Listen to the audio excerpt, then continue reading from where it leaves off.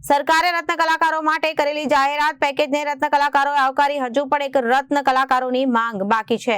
શિક્ષણને લઈ આપેલી ગ્રાહક સરકારની સારી છે અને રત્ન કલાકારો આર્થિક સહાય પણ મેળવી જોઈએ અને બેરોજગાર મળે એ રત્ન કલાકારોને જ માત્ર સહાય મળે તેમાં થોડો સુધારો કરવાની માંગ કરાઈ હતી।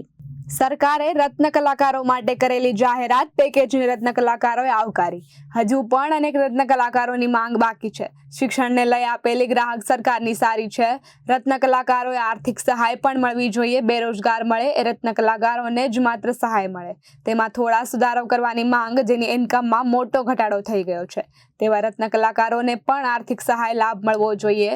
લોનમાં કલાકારોને પણ લાભ મળે તેવી માંગ કરવામાં આવી છે। આત્મહત્યા કરનારા રત્ન કલાકારો માટે કોઈ જાહેરાત કરાઈ નથી। સરકારને એક વર્ષમાં 70 જેટલા રત્ન કલાકારોએ આપઘાત કર્યા અંગેનું લિસ્ટ અપાયું છે। સરકારે રત્ન કલાકાર કલ્યાણ બોર્ડના નવા બનવા માટેની જાહેરાત કરવામાં આવી છે। વ્યવસાય વેરા અંગે કોઈ જાહેરાત થઈ નથી। આજે જે જાહેરાત કરવામાં આવી તે ખૂબ જ સારી છે, પરંતુ અધૂરી છે। 2 દિવસના એક્શન પ્લાનના 74 દિવસ ખૂબ સારી બાબત। 13,500નો જે શિક્ષણ ફીની વાત કરી છે, ખૂબ સારી બાબત, આવકારીએ છીએ।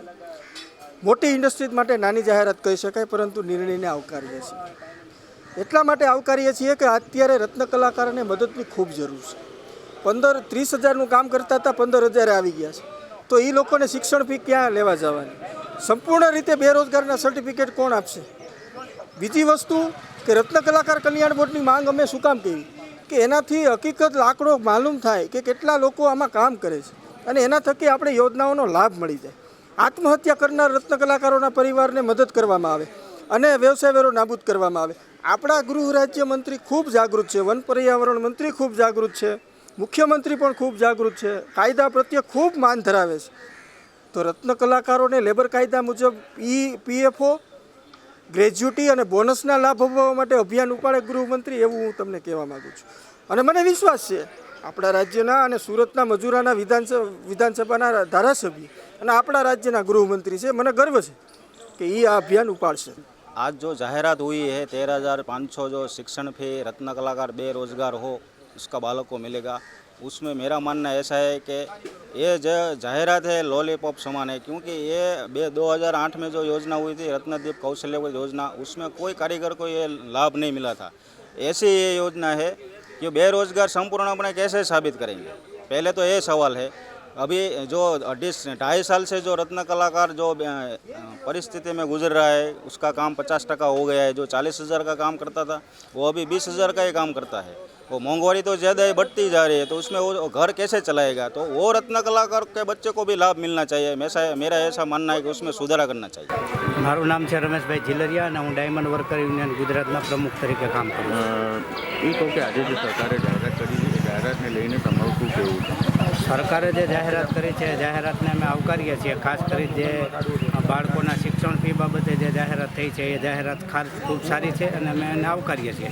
પરંતુ અમે જે માંગણીઓ કરી છે કે રત્ન કલાકાર કલ્યાણ બોર્ડ બનાવવામાં આવે, આપઘાત કરતા રત્ન કલાકારોના પરિવારને મદદ કરવામાં આવે, વ્યવસાય વેરો નાબૂદ કરવામાં આવે અને ખાસ હીરા ઉદ્યોગમાં મજૂર કાયદાનું પાલન કરવામાં આવે તથા મોંઘવારી જે રીતે વધે છે એ મુજબ કારીગરોના પગાર વધવાના બદલે ઘટે છે, જેના કારણે રત્ન કલાકારો આપઘાત કરવા મજબૂર બને છે। તો એના બાબતે સરકાર ઉચ્ચ સ્તરીય કમિટી બનાવે અને મોંઘવારી પ્રમાણે વખતો વખત ભાવ નક્કી કરવામાં આવે અને એ મુજબ જ મિનિમમ વેતન રત્ન કલાકારોને ચૂકવવામાં આવે એવી અનેક માંગણીઓ અમે સરકારશ્રી સમક્ષ કરી છે। એ બધી જ માંગણીઓ હાલ પડતર છે અને રત્ન કલાકાર કલ્યાણ બોર્ડ અમારે એટલા માટે જોઈએ છે કે હીરા ઉદ્યોગમાં કેટલા કારખાનાઓ છે એ સરકારને ખબર નથી, એમાં કેટલા કામદારો કામ કરે છે એ સરકારને ખબર નથી। અને જ્યારે આવું ક્રાઇસિસ આવે છે, મંદી આવે છે, ત્યારે રત્ન કલાકારો રામ ભરોસે રહે છે। સરકાર એમને મદદ કરવા ધારે તો એમનો કોઈ ડેટાબેઝ ન હોવાના કારણે એમને મદદ કરી શકતી નથી। એટલે રત્ન કલાકાર કલ્યાણ બોર્ડ ખાસ બનાવવું પડે એવી અમે દ્રઢપણે માનીએ છીએ। Bureau report Janadesh.